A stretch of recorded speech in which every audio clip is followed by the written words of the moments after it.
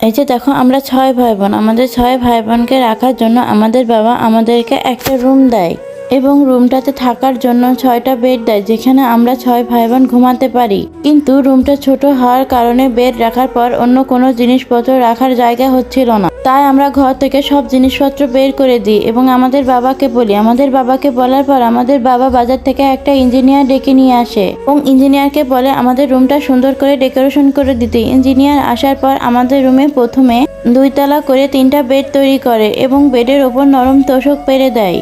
বেডের নিচে ড্রয়ার তৈরি করে দেয়, যেখানে আমরা আমাদের প্রয়োজনীয় জিনিসপত্র রাখতে পারি এবং উপরের বেডের পাশে এমন একটা জায়গা বানিয়ে দেয় যেখানে আমরা আমাদের প্রয়োজনীয় জামা কাপড় রাখতে পারি। বেডগুলো অনেক উঁচু হওয়ার কারণে সিঁড়ি তৈরি করে দেয়।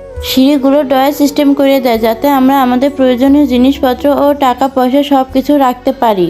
তারপর এমন একটা জায়গা বানিয়ে দেয় যেখানে আমরা আমাদের খেলনা রাখতে পারি ও মোবাইল চার্জার দেওয়ার ব্যবস্থা করে দেয়, যেখানে আমরা মোবাইল চার্জ দিতে পারি। তারপর বেডের চারপাশে ফ্রেম লাগিয়ে দেয়। আমাদের 6 ভাই বোনের পড়াশোনার জন্য একটা জায়গা বানিয়ে দেয়, এখানে বসে আমরা পড়াশোনা করতে পারি ও অনলাইনে ক্লাস করতে পারি।